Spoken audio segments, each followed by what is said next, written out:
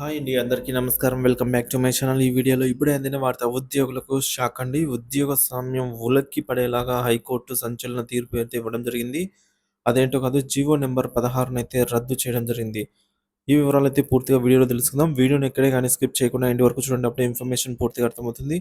Video చూస్తున్న ప్రతి ఒక్కరు వీడియోకి లైక్ చేయండి ఫ్రెండ్స్. ఈ వీడియోని తోటి ఉద్యోగ మిత్రులతో అయితే షేర్ చేయండి. కొత్తగా మన ఛానల్ చూస్తున్న వారు సబ్స్క్రైబ్ చేసుకోకుంటే వెంటనే మన ఛానల్ అయితే సబ్స్క్రైబ్ చేసుకోండి. దీని ద్వారా నేను చేసే లేటెస్ట్ వీడియోస్ అన్నీ మీ వరకు రీచ్ అవుతాయి. ఇక ఆలస్యం చేయకుండా వీడియోలోకి వెళ్దాము. సో ఫ్రెండ్స్, ఇక విషయానికి వచ్చినట్లయితే తెలంగాణ హైకోర్టు కీలక తీర్పు ఇచ్చిందండి. జీవో నెంబర్ 16ను రద్దు చేసింది. దీంతో ఉద్యోగులు ఆందోళన చెందుతున్నారు. గత బీఆర్ఎస్ ప్రభుత్వం కాంట్రాక్టు ఉద్యోగులను రెగ్యులరైజేషన్ చేస్తూ జీవో నెంబర్ 16ను జారీ చేసింది. దీనిపై కొంతమంది హైకోర్టును ఆశ్రయించారు. విచారణ జరిపిన హైకోర్టు కాంట్రాక్టు ఉద్యోగులను రెగ్యులరైజేషన్ చేయడం రాజ్యాంగ విరుద్ధమని, అందుకే జీవో నంబర్ 16ను రద్దు చేస్తున్నట్టు ప్రకటించింది. ఈ మేరకు పిటిషనర్లు పేర్కొన్నారు. రెగ్యులరైజేషన్ అయిన ఉద్యోగులు ఆందోళన చెందుతున్నారు. విద్యా, వైద్యశాలలలో ఎక్కువ మంది కాంట్రాక్టు ఉద్యోగులను ప్రభుత్వం రెగ్యులరైజ్ చేసినట్టు తెలిసింది.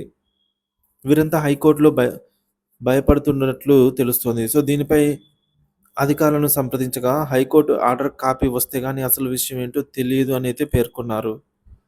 తీర్పును బట్టి ఎలాంటి నిర్ణయం తీసుకుంటామనేది ఆధారపడి ఉందనైతే వివరించారు.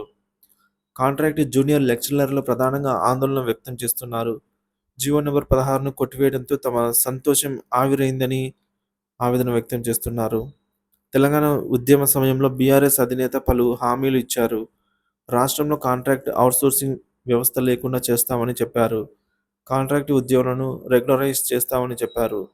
ఆ పార్టీ రెండోసారి అధికారంలోకి వచ్చిన తర్వాత అసెంబ్లీ ఎన్నికల ముందు కాంట్రాక్ట్ ఉద్యోగులను రెగ్యులరైజ్ చేస్తూ జీవో నంబర్ 16ను తీసుకొని వచ్చారు. ఇప్పుడు దీనిపై హైకోర్టు కొట్టివేయడంతో ప్రస్తుతం ప్రభుత్వం ఏం చేస్తుందో చూడాలి. దీనిపై అప్పీల్‌కు వెళ్తుందా లేక హైకోర్టు తీర్పును అమలు చేస్తుందా అనేది సర్వత్రా ఉత్కంఠతగా మారిందన్నమాట. అయితే చాలామంది ప్రస్తుతం అవుట్‌సోర్సింగ్ కాంట్రాక్ట్ ఉద్యోగులు తమను రెగ్యులరైజ్ చేయాలనైతే కోరుతున్నారు. దీనిపై ప్రభుత్వం ఎలా స్పందిస్తుందనేది మాత్రం వేచి చూడాల్సిన అంశం.